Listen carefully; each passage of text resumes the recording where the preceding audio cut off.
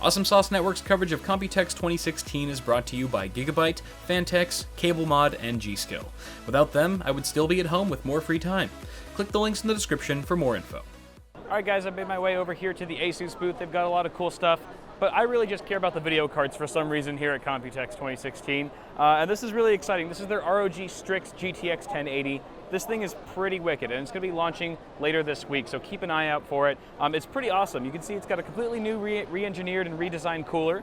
The Strix cooler, of course, with the turbo fans. It's got 3 beautiful fans that go across the aluminum heatsink there. Custom PCB, we've got a single 8-pin and a single 6-pin PCIe connector. Amazing looking backplate, very nice. It's got a little bit of a ventilation open there as well. Now this is actually pretty cool because if you look at the front here, and I'll punch in on a B-roll shot, there's 2 4-pin PWM fan headers directly built into the video card. And the reason for that is because sometimes you have the fans in your system, your chassis fans, configured to ramp up or down depending on the temperature of your CPU. But if you have something like a Corsair H100i GTX or whatever, or a water-cooled system on your CPU, then sometimes your graphics card's getting really hot, but your CPU not necessarily, and so because of that, your system fans won't ramp up and give the proper cooling that your graphics cards need. So it's actually nice that you'll actually have up to 2 fans that can be completely dependent on your GPU's temperature, which is nice to see. Another cool little addition here, and this is also how you can tell this is a custom PCB, is if you look at the display I/O, we're actually seeing,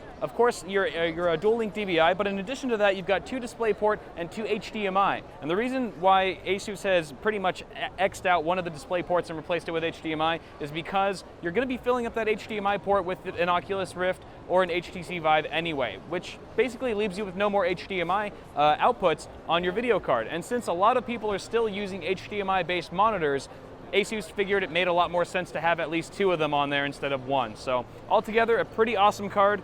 Again, be sure to keep an eye out for it, and I'm going to go ahead and see what else is around this booth, because there's a lot of cool stuff here.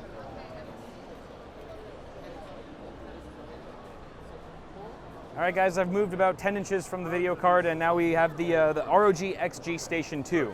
Now, this is essentially an external graphics card enclosure. The graphics card, which is a GTX 1080 in here right now, is sold separately. We're just talking about the enclosure here. And I actually saw an earlier version of this back in CES in January, and it's changed a lot. Probably the biggest change, and probably the best change that I found, is that it's no longer using a proprietary connection, which was PCIe before. Now it's actually using Thunderbolt 3. And with Thunderbolt 3, you're introducing a bit more latency, there's a bit more decode and encode going on, so you're not going to get quite the performance out of Thunderbolt 3 as you are with PCIe. However, it's going to be a universal connection that can be pretty much supported by any laptop with that TB3 connector. But that being said, there are a lot more cool features to this as well. It's got a bunch of pass-throughs in the back, USB 3 as well as gigabit Ethernet LAN, so you can connect, whatever peripherals, your keyboard, mouse, and of course your Ethernet cable back there. It's also got kind of a nice little aesthetic, see-through window, which is acrylic, I believe, and you've also got like a little bit of a pulsator, I don't know, kind of a retro-looking thing in the middle. I'm not sure exactly what it is, some kind of core reactor flux capacitor thing. It's pretty wicked though. There is no pricing available for this yet. I asked the guy, couldn't get a number out of him, although he did say that Asus is trying to push this in time for the holiday season this year. Pretty cool. So Asus is also showing off their Aura RGB lighting effects here. Actually, a really cool function that it can do is if you have a bunch of ROG components that are RGB LED compatible with the Aura software, you can basically link them all up and control them through the software at the same time.